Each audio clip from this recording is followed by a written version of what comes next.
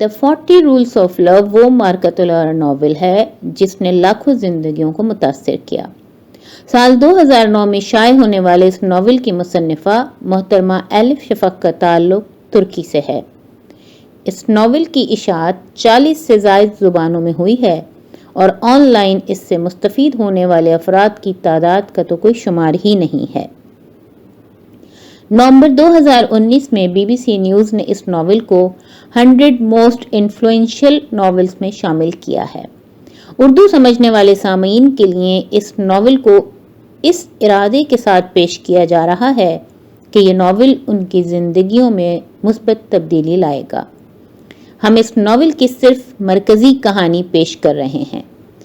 اس novel میں دو دریاؤں یعنی مولانا جلال الدین رومی اور صوفی درویش شمس تبریز کے ملنے اور ایک ہو کر حب الہی کے سمندر کی طرف بہنے کی عکاسی کی گئی ہے۔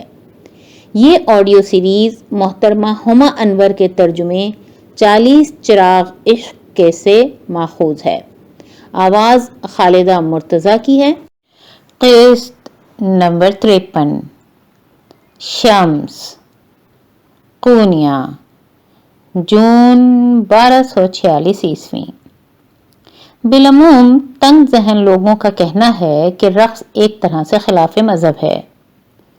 ان کا خیال ہے کہ خدا نے ہمیں موسیقی عطا کی ہے، نہ صرف وہ موسیقی جو ہم ساز و آواز سے تخلیق کرتے ہیں بلکہ ہر صورت حیات میں نہا موسیقی، اور پھر اس نے ہمیں اسے سننے سے منع فرما دیا۔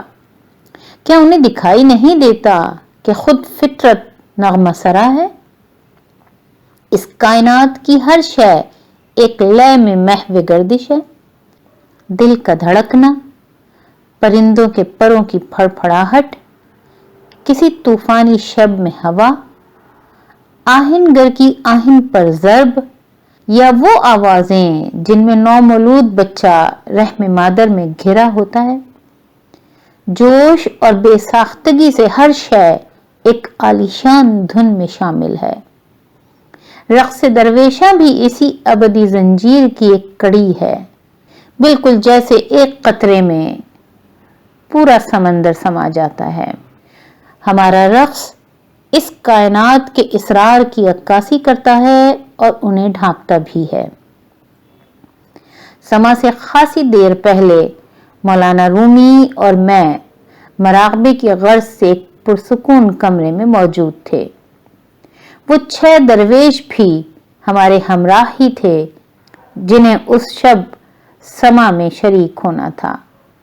ہم نے ساتھ وضو کیا اور نماز ادا کی، پھر ہم نے اپنے مخصوص لبادے زیب تن کیے۔ لباس کے انتخاب کے بارے میں ہم پہلے ہی بات کر چکے تھے اور ہم نے سادہ کپڑے اور خاکی اور بے کیف رنگوں کا انتخاب کیا تھا۔ شہد رنگ ٹوپی لوح مزار کی علامت تھی، لمبا سفید چغا کفن اور سیاہ فرغل قبر کی علامت تھے۔ ہمارا رقص ظاہر کرتا تھا کہ صوفیہ اپنی ذات کی نفی کیسے کرتے ہیں، مردے کی طرح۔ دالان میں چبوترے پر جانے سے پہلے مولانا رومی نے ایک نظم پڑھی۔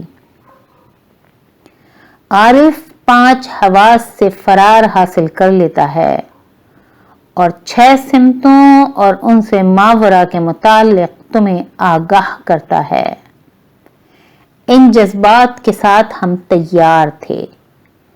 پہلے نئے کی صدا اٹھی، پھر مولانا روم سمازن باشی کی حیثیت سے چبوترے پر آئے۔ ایک ایک کر کے سب درویشوں نے احتراماً سر جھکائے اور ان کی پیروی کی۔ سب سے آخر میں آنے والا شیخ تھا۔ میں نے جس قدر سختی سے اس کی مزاحمت کی، مولانا رومی نے اتنا ہی آج شب اس کردار کی ادائیگی پر اصرار کیا۔ حافظ نے قرآن پاک کی ایک آیت تلاوت کی، اور یقین کرنے والوں کے لیے زمین میں بہت نشانیاں ہیں اور خود تمہاری جانوں میں بھی، تو کیا تم دیکھتے نہیں ہو؟ پھر نئے اور رباب کی چھیدتی دل سوز صدا کے ساتھ آلائے موسیقی قدم پر آغاز کیا گیا۔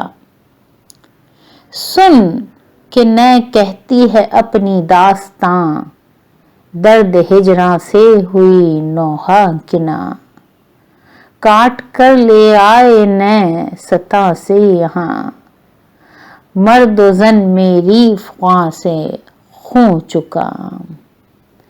خود کو خدا کی سپردگی میں دیتے ہوئے پہلے درویش نے گھومنا شروع کیا۔ اس کے لبادے کی سنجاف نرمی سے اپنی ہی الگ حیات میں محو گردش تھی۔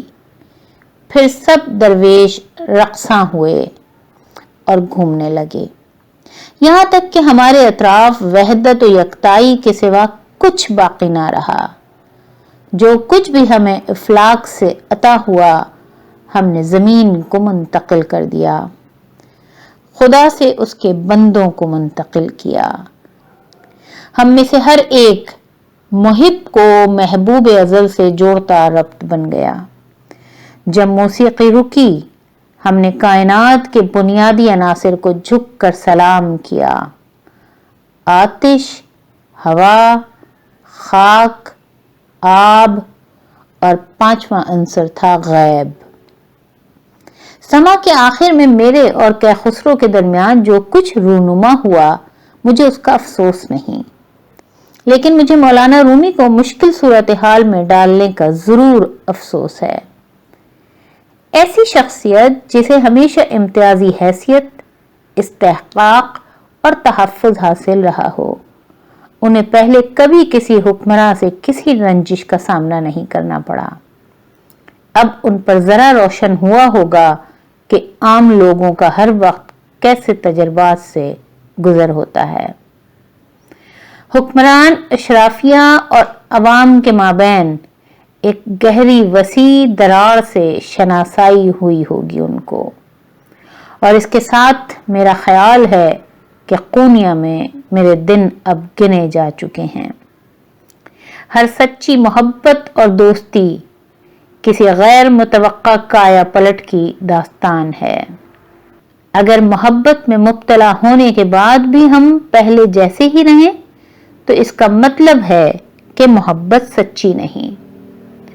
شاعری، موسیقی اور رقص کی ابتدا کے ساتھ مولانا رومی کے قلب کے بدلنے کا بڑا حصہ مکمل ہوا۔ کبھی وہ ایک سخت گیر عالم اور مبلغ تھے جنہیں شاعری ناپسند تھی اور جنہیں دوسروں کو واعظ کرتی اپنی آواز پسند تھی۔ وہی مولانا رومی اب خود شاعر ہوتے جا رہے ہیں۔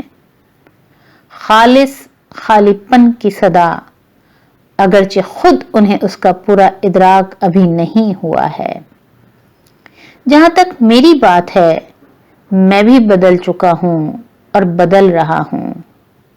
میں وجود سے عدم میں ڈھل رہا ہوں، ایک سے دوسرے موسم میں، ایک سے دوسرے مرحلے میں، زندگی سے موت کی جانب۔ ہماری دوستی ایک نعمت تھی، خدائی تحفہ تھی۔ ہم نے ایک دوسرے کی صحبت میں کامیابی حاصل کی، مسرت پائی، نمو پائی، کامل مسرت پائی۔ مجھے بابا زمان کی ایک بار بتائی گئی بات یاد آئی: ریشم کی نشو نما کے لیے ریشم کے کیڑے کی موت ضروری ہے۔